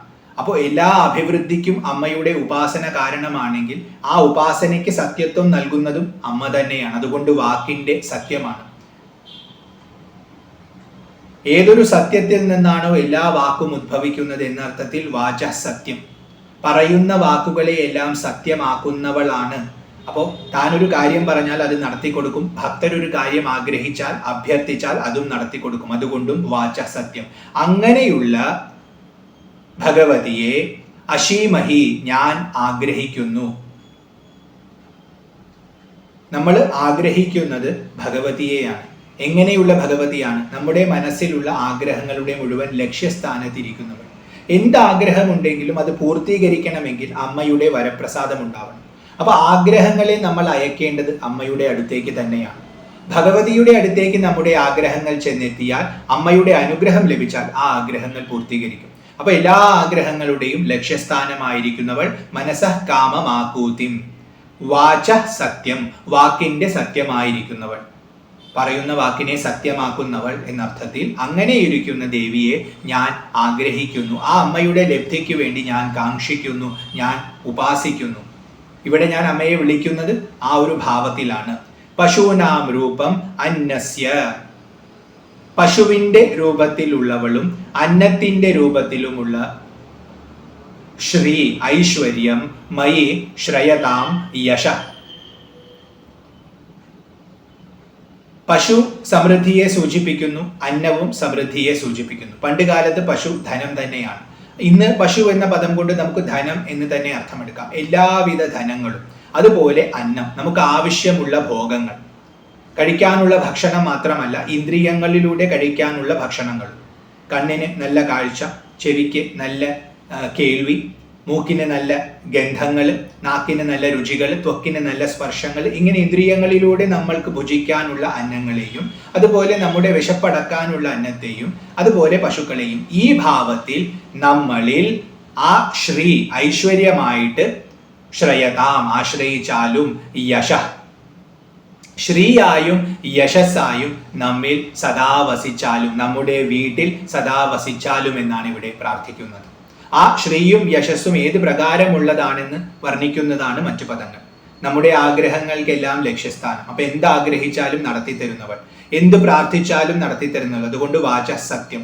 അതുപോലെ നമ്മുടെ വീട്ടിൽ പശുക്കളായും അന്നമായിട്ടും ഈ രൂപത്തിൽ നമ്മുടെ വീട്ടിൽ ശോഭിക്കുന്നവൾ, ആ അമ്മ സദാ നമ്മുടെ വീട്ടിൽ ഉണ്ടാവട്ടെ എന്ന പ്രാർത്ഥന ഇവിടെയുണ്ട്. അപ്പൊ നല്ല സമൃദ്ധി നമുക്കുണ്ടാവട്ടെ എന്ന പ്രാർത്ഥനയാണ് ഉള്ളത്.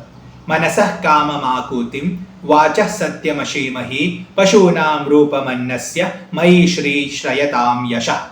അതിനുവേണ്ടിയാണ് ഞാൻ ഇവിടെ ഉപാസിക്കുന്നതെന്ന് അശീമഹി എന്ന പദത്തിൽ നിന്നും ധരിക്കണം. ഇതായിരുന്നു 10ാമത്തെ മന്ത്രം. അടുത്തത് 11ാമത്തെ മന്ത്രമാണ്. കർദമേന പ്രജാഭൂത മയി സംഭവ കർദമ ശ്രിയം വാസയ മേ കുലേ മാതരം പത്മമാലിനി. ഇവിടെ കർദമ ശബ്ദം വന്നു. പൊതുവെ പുരാണ കഥകളിലായിട്ട് നമ്മൾ പറയുമ്പോൾ ശ്രീ ഭഗവതിക്ക് 2 പുത്രന്മാരുണ്ടെന്ന് സങ്കല്പിക്കും. ഒന്ന് കർദമനും മറ്റേത് ചിക്ലീതനുമാണ്. ഇങ്ങനെ 2 പുത്രന്മാർ. വാസ്തവത്തിൽ ഇത് സൂക്ഷ്മമായ തത്വങ്ങളെയാണ് സൂചിപ്പിക്കുന്നത്. അപ്പൊ ആ തത്വങ്ങൾ അമ്മയിൽ നിന്നാണ് ജനിക്കുന്നത് എന്നുള്ളത് കൊണ്ട് അമ്മയുടെ പുത്രഭാവം കൽപ്പിക്കുകയാണ്.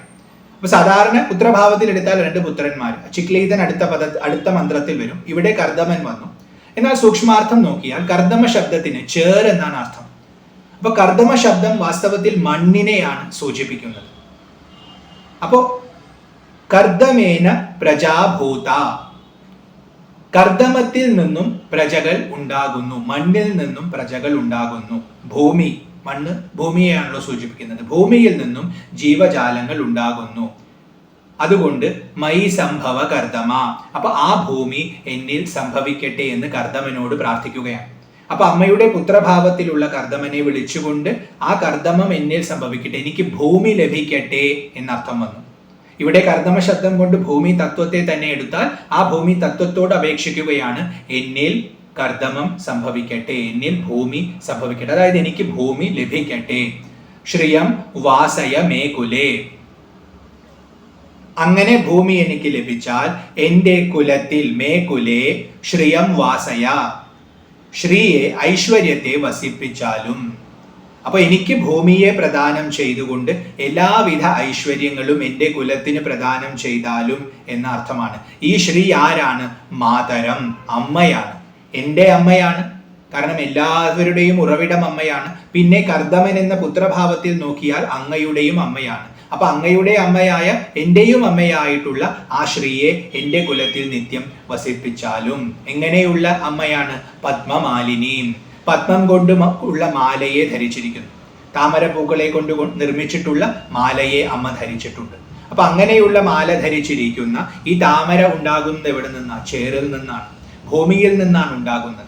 അപ്പൊ അതുകൊണ്ട് അവിടെ നിന്നുണ്ടായിട്ടുള്ള ഐശ്വര്യത്തിന്റെ പ്രതീകമാണ്, ഭൂമിയിൽ ഉണ്ടാകുന്ന എല്ലാ ഐശ്വര്യങ്ങളുടെയും പ്രതീകമാണ് താമര.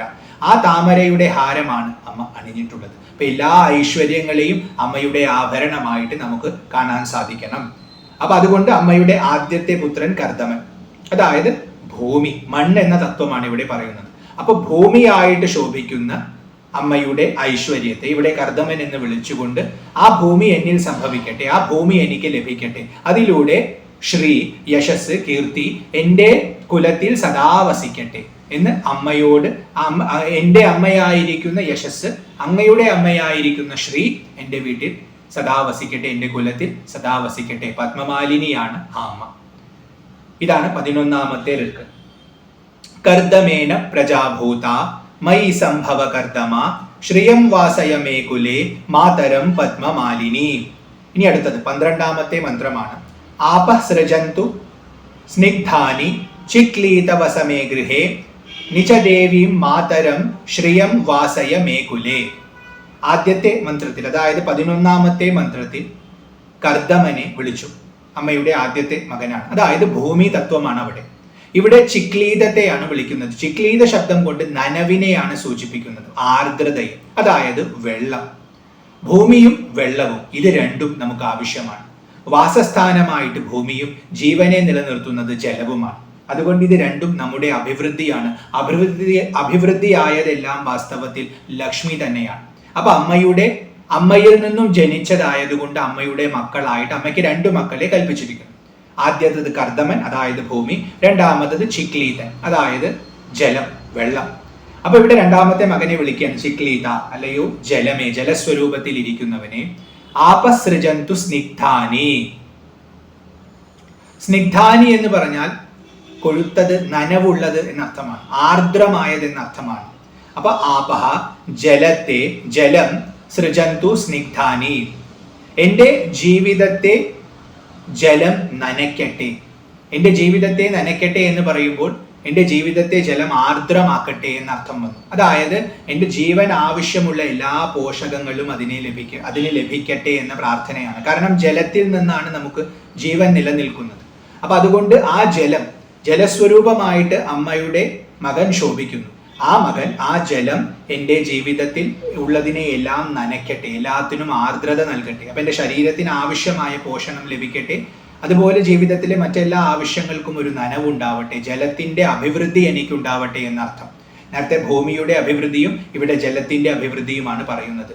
ചിക്ലീത, അല്ലയോ ചിക്ലീത, ജലസ്വരൂപനായിരിക്കുന്നവനെ, വസമേ ഗൃഹേ, എൻ്റെ ഗൃഹത്തിൽ വസിച്ചാലും. എനിക്ക് ഭൂമി ധാരാളം ഉണ്ടാവണം, അതുപോലെ ജലലബ്ധിയും ഉണ്ടാവണം. ഇനി സൂക്ഷ്മമായി നോക്കിക്കഴിഞ്ഞാൽ അഭിവൃദ്ധിക്ക് മൂലകാരണം ജലം തന്നെയാണ്. ഭൂമി ഉണ്ടായി അവിടെ കൃഷി ചെയ്യണമെങ്കിൽ ജലം ഉണ്ടാവണം. അപ്പൊ ഭൂമി ലഭിച്ച് അവിടെ കൃഷി ചെയ്ത്, ജലം ഉപയോഗിച്ച് കൃഷി ചെയ്തിട്ടാണ് നമ്മൾ സസ്യങ്ങളൊക്കെ ഉണ്ടാക്കുന്നത്. നമ്മുടെ വീട്ടിൽ പശുക്കൾ ഉണ്ടെങ്കിൽ അതിന് നിലനിൽക്കാനും ജലം ആവശ്യമാണ്. അതുപോലെ അന്നം ഉണ്ടാവണമെങ്കിൽ അതിനും ജലം ആവശ്യമാണ്.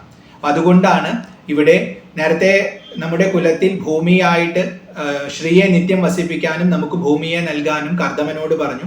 ഇപ്പൊ അത് കഴിഞ്ഞ് ജലം നമുക്കുണ്ടാവണം. കാരണം ബാക്കിയുള്ള അഭിവൃദ്ധി നേടാൻ ആ ഭൂമി മാത്രം പോരാ, ജലവും ആവശ്യമാണ്. അതുകൊണ്ട് ചിക്ലീതനോട് ജലത്തെ നൽകാൻ പറയുകയാണ്. വസമേ ഗൃഹേ, എൻ്റെ ഗൃഹത്തിൽ വസിച്ചാലും. എപ്പോഴും ജലലഭ്യത എനിക്കുണ്ടാവട്ടെ എന്ന സാമാന്യമായ പ്രാർത്ഥന ഇവിടെയുണ്ട്. ആപസൃജന്തു സ്നിഗ്ധാനി ചിക്ലീത വസമേ ഗൃഹേ.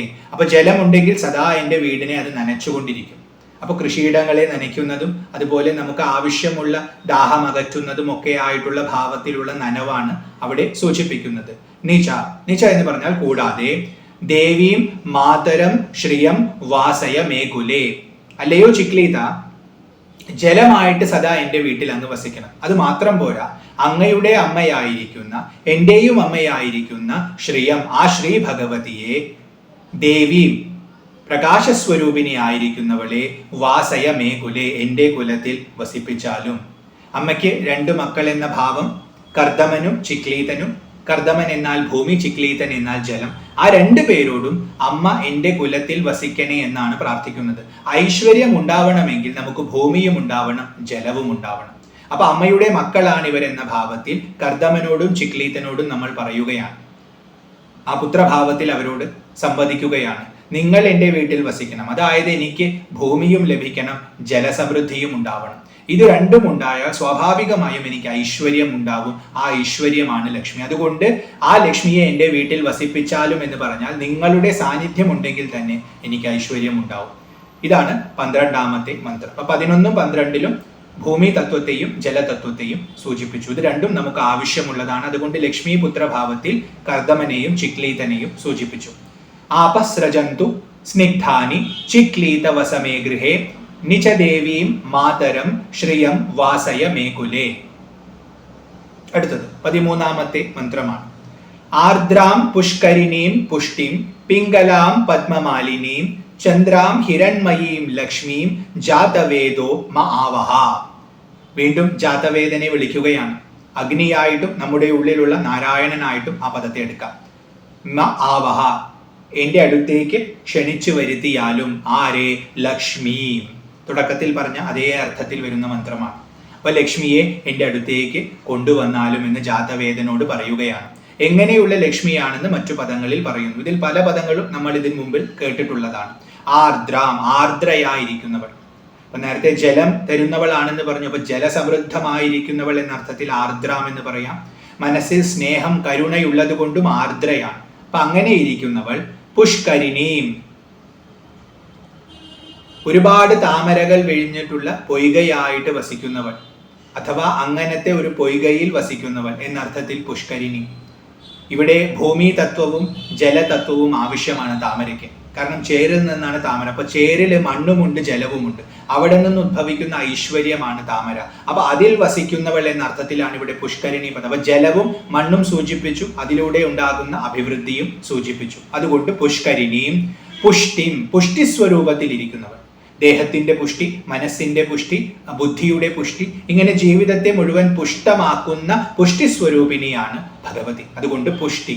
പിംഗലാം, പിംഗള സ്വരൂപയാണ്. ഏകദേശം സ്വർണത്തിന്റെ ഒരു മഞ്ഞ നിറത്തിലുള്ള രൂപത്തോടു കൂടിയവളാണ്. സ്വർണസ്വരൂപയാണെന്ന് പറഞ്ഞു. അപ്പൊ അതിന്റെ നിറമായിട്ട് തന്നെ നമുക്ക് പിംഗള എന്ന ശബ്ദം എടുക്കാം. അപ്പൊ പിംഗള വർണ്ണയാണ് അമ്മ, അഥവാ സ്വർണമായിട്ട് ലോകത്തിൽ ശോഭിക്കുന്നവളാണ്. അതുകൊണ്ട് പിംഗളാം. പത്മമാലിനിയും, പത്മങ്ങളെ കൊണ്ടുണ്ടാക്കിയിട്ടുള്ള മാലയെ ധരിക്കുന്നവൾ. നേരത്തെ പുഷ്കരിണിയും എന്ന് പറഞ്ഞ അതേ അർത്ഥം ഇവിടെയും വന്നു. കാരണം പത്മം ഐശ്വര്യത്തെ സൂചിപ്പിക്കുന്നു. മണ്ണും ജലവും കൂടി ചേർന്ന സ്ഥലത്തിൽ നിന്നും വിരിയുന്ന എല്ലാ ഐശ്വര്യങ്ങളും പത്മം പ്രതിനിധാനം ചെയ്യുന്നു. ആ പത്മത്തിന്റെ മാലയെ ധരിച്ചിരിക്കുന്നവർ, അതായത് ലോകത്തിലുള്ള എല്ലാ ഐശ്വര്യങ്ങളും അമ്മയുടെ ആഭരണമാണ്, മാലയാണ്. അപ്പൊ അത് കാണുമ്പോൾ അമ്മയുടെ സാന്നിധ്യം അവിടെ കാണും. മാല ധരിച്ചിരിക്കുന്ന അമ്മയെ കാണുന്ന പോലെ അതിലൂടെ അമ്മയുടെ സാന്നിധ്യം കാണണമെന്ന ഓർമ്മപ്പെടുത്തലും ഈ മന്ത്രത്തിലുണ്ട്. ആർദ്രാം പുഷ്കരിണീം പുഷ്ടിം പിംഗലാം പത്മമാലിനീം ചന്ദ്രാം, ആഹ്ലാദിപ്പിക്കുന്നവളാണ്, ഭക്തരെ ആഹ്ലാദിപ്പിക്കുന്നവളാണ്. അവരാഗ്രഹിക്കുന്നതൊക്കെ അവർക്ക് നൽകുന്നവളാണ്. ചന്ദ്രനെ പോലെ ശോഭിക്കുന്നവളാണ്. ഹിരൺമയീം, സ്വർണസ്വരൂപയാണ്.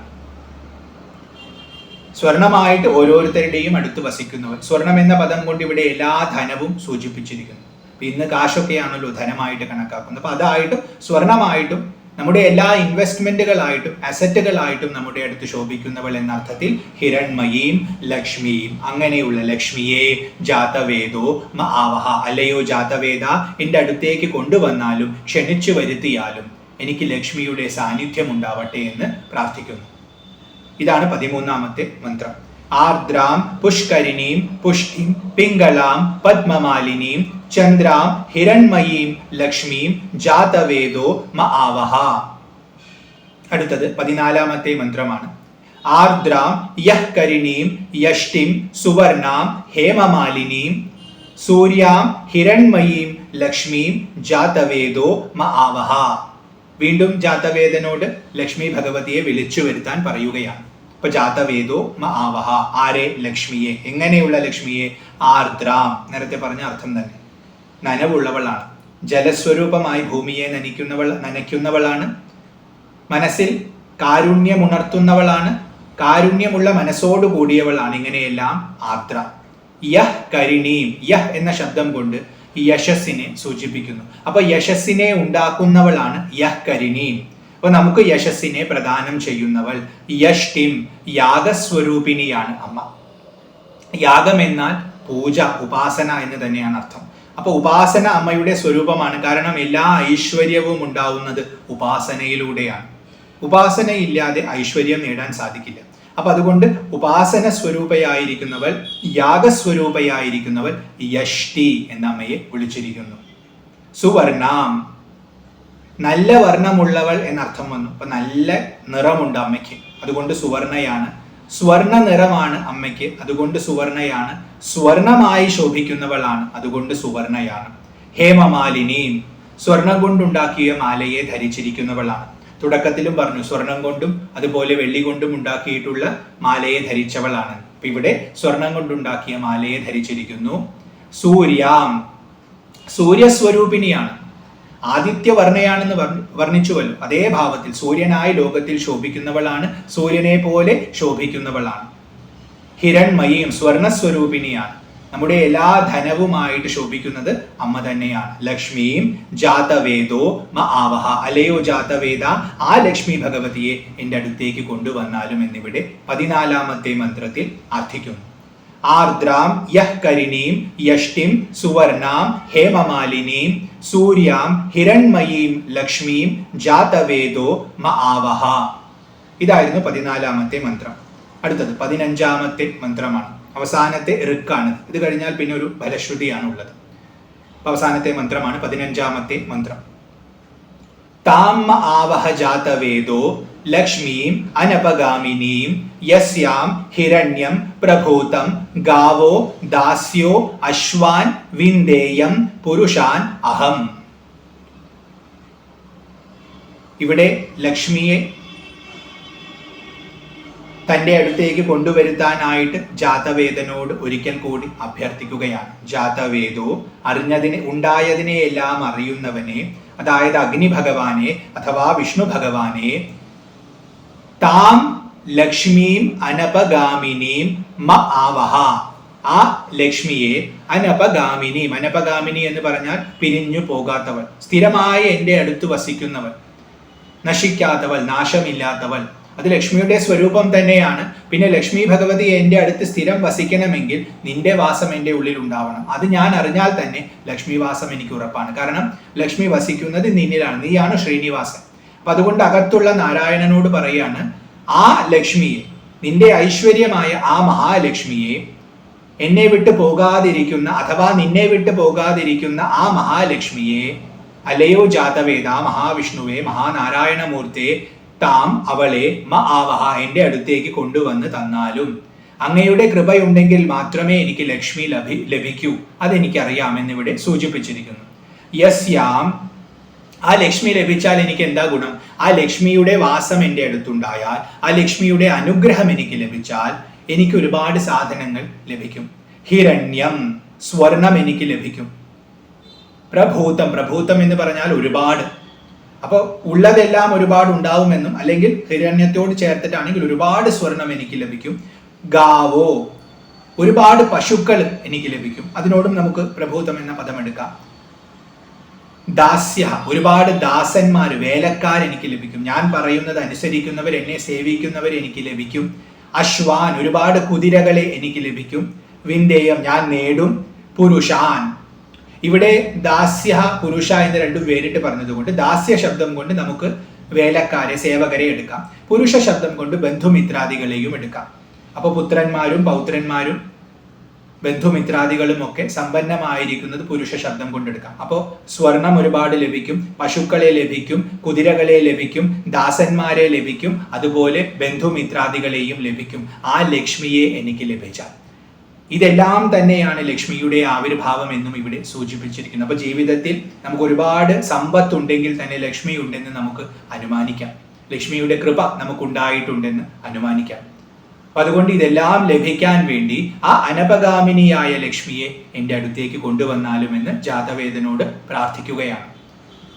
മഹാവിഷ്ണുവിനെ വിട്ട് ലക്ഷ്മി ഒരിക്കലും പോവുകയില്ല. അതുകൊണ്ട് അനപഗാമിനിയാണ്. അപ്പൊ അങ്ങ് സദാ എൻ്റെ കൂടെ വസിച്ചാൽ എൻ്റെ ജീവിതത്തിലും സദാ ലക്ഷ്മി ഉണ്ടാവും. അങ്ങനെയും അനപഗാമിനിയാണ്. ഇതായിരുന്നു 15ാമത്തെ മന്ത്രം.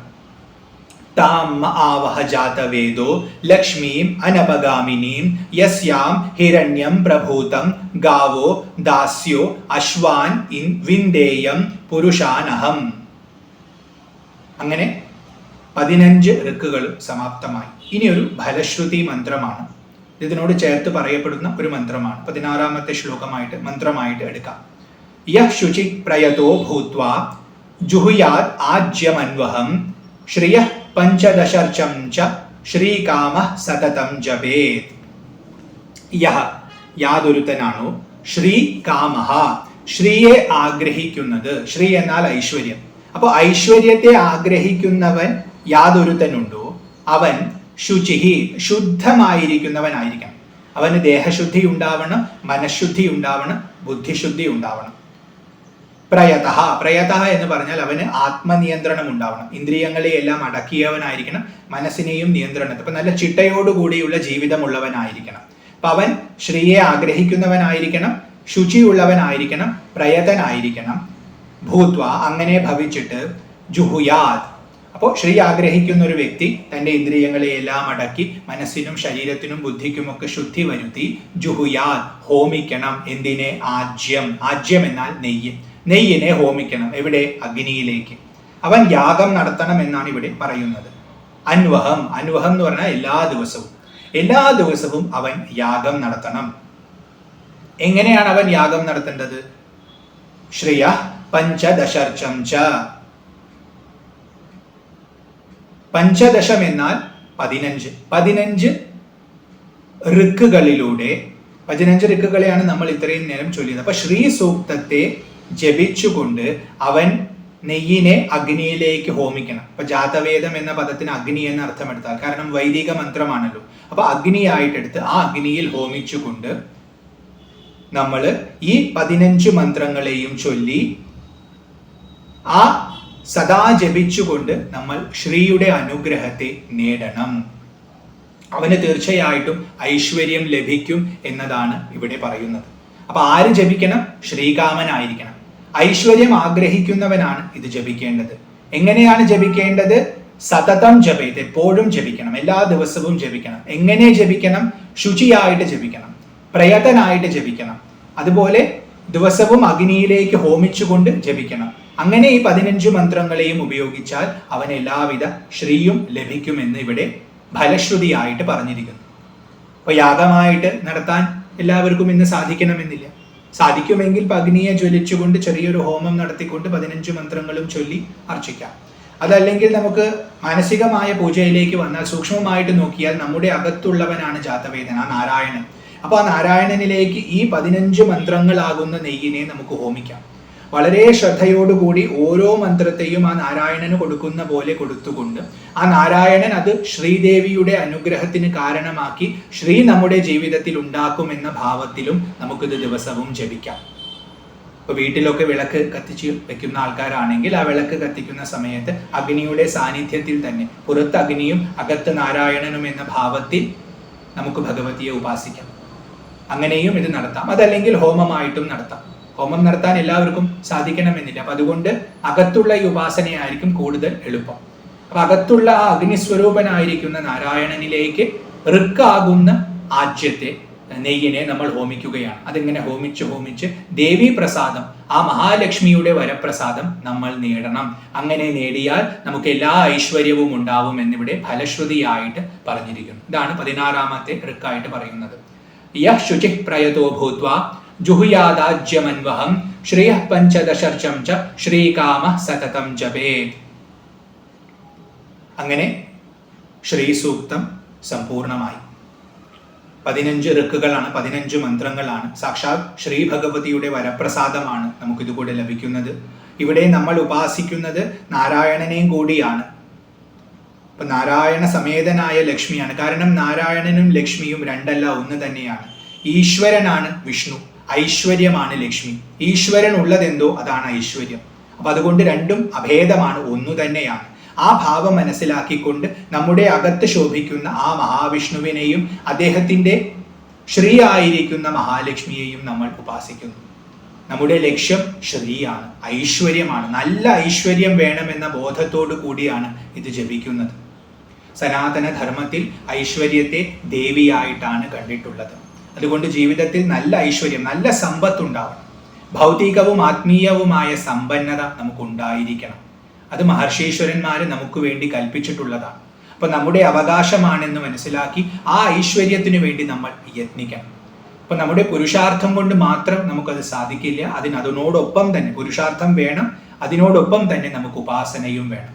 ആ ഉപാസനയ്ക്ക് തിരഞ്ഞെടുക്കാൻ പറ്റുന്ന വളരെ നല്ല ഒരു സൂക്തമാണ് ശ്രീ സൂക്തം. 15 ഋക്കുകളേ ഉള്ളൂ, 15 മന്ത്രങ്ങളേ ഉള്ളൂ. വളരെ ലളിതമായ മന്ത്രമാണ്. കുറച്ച് തവണ ശ്രദ്ധയോടുകൂടി കേട്ട് മനസ്സിലാക്കിയാൽ ആർക്കും അർത്ഥം ഗ്രഹിക്കാവുന്നതും ജപിക്കാവുന്നതുമാണ്. ഇനിയിപ്പോൾ അർത്ഥം അറിഞ്ഞില്ലെങ്കിൽ പോലും അത് ശ്രീക്കുള്ള അർച്ചനയാണെന്നുള്ള ഭാവത്തിൽ ശുദ്ധമായിട്ട് ജപിച്ചാലും മതി. വളരെ കട്ടിയുള്ള പ്രയോഗങ്ങളൊന്നുമല്ല, ലളിതമായ പ്രയോഗങ്ങളാണ്. ആർക്കും ജപിക്കാവുന്ന ഒരു വൈദികമായ മന്ത്രമാണ്, ഒരു സൂക്തമാണിത്. അപ്പം അത് മനസ്സിലാക്കിക്കൊണ്ട് ആ ഭഗവതിയുടെ അനുഗ്രഹം ഉണ്ടാവണമെന്ന ബോധത്തോടു കൂടി എല്ലാവരും ഇത് ജപിക്കാൻ ശ്രമിക്കുക. അതിനുള്ള ഭാഗ്യം ആ ഭഗവതി നമുക്ക് ഓരോരുത്തർക്കും നൽകട്ടെ, ആ ഭഗവാനും നമുക്ക് ഓരോരുത്തർക്കും നൽകട്ടെ എന്ന പ്രാർത്ഥനയോടുകൂടി ഈ ശ്രീ സൂക്തം എന്ന വൈദിക മന്ത്രത്തിൻ്റെ എളിയ വ്യാഖ്യാനം ആ ഭഗവതി മഹാലക്ഷ്മിയുടെയും മഹാനാരായണമൂർത്തിയുടെയും തൃപ്പാദങ്ങളിൽ സമർപ്പിക്കുന്നു. അമ്മേ മഹാമായേ മഹാലക്ഷ്മി അനുഗ്രഹിക്കുക. കൃഷ്ണ ഗുരുവായൂരപ്പ നാരായണ. ഹരി ഓം.